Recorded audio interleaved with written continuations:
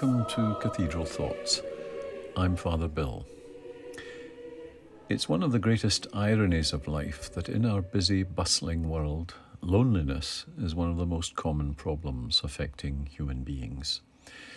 The irony doubles when we consider that it is often in crowded cities like Hong Kong that loneliness is most prevalent. The proximity of so many people only intensifies the feelings of isolation. People all around, but no one who really cares, no one who really takes an interest. The hymn Abide With Me, another combination of music and words that speak deeply to many, reminds us that God is always there for us. When other helpers fail and comforts flee, help of the helpless, oh, abide with me. Loneliness often makes us feel helpless to change our situation, helpless to even want to make matters better. The sense of not belonging can undermine even our strongest sense of self-worth. The words of Henry Francis Lyte remind us that God's presence is always with us. In our darkest moments, His strength is there to support us, removing the weight of sorrow and the bitterness of tears. Even the sting of death is taken away. It becomes a triumph because Jesus has conquered death, and our greatest fears about it are no more. Lois Olson contracted polio as a child. Her entire lower body was in a cast. One night, a tornado struck. A feeling of utter hopelessness swept over her. She was powerless. Then her father appeared, cradled her in his arms and carried her down the steps to the basement.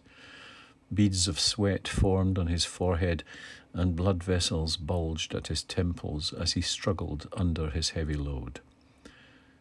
God is like that, always there to help us, especially when we are helpless to help ourselves. The popularity of Abide With Me almost knows no bounds. It is sung in Christian communities throughout the world, but has appeared in numerous films and television programs.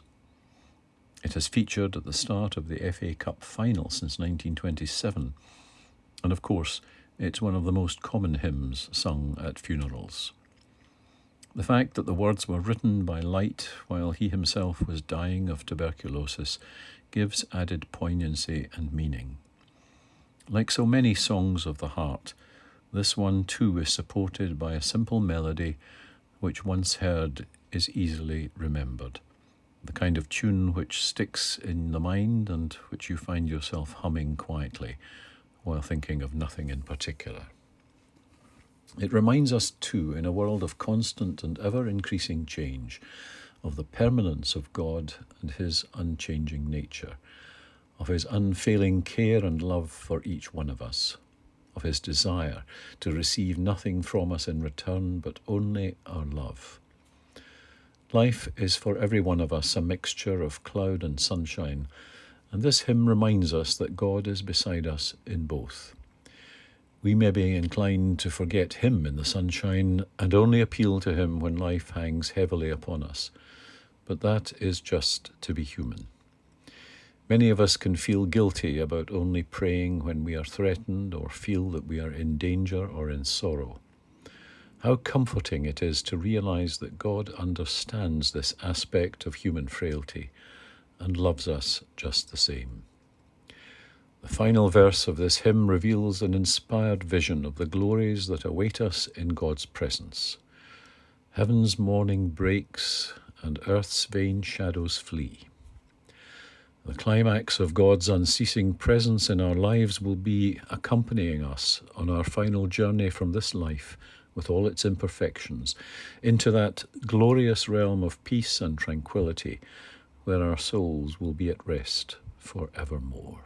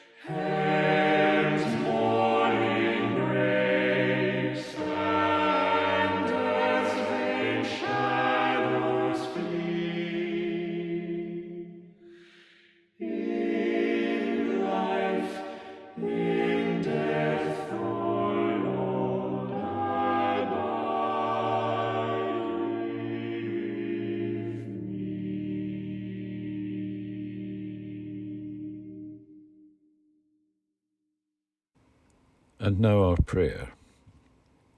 Loving and caring God, help us to remember that your love surrounds us whether we are in shadow or sunshine, in the midst of our daily lives or sitting alone. With you to help us, we need not feel alone. You have promised us that even the hairs of our heads are counted. You know us better than we know ourselves. You are closer to us than our latest breath. Help us to use this knowledge to move forward in life, not to dwell in the past, not to feel sorry for ourselves.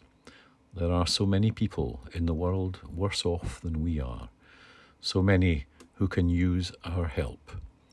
In helping others, show us the way to forget self and to show in our words and our deeds your compassion for a suffering world.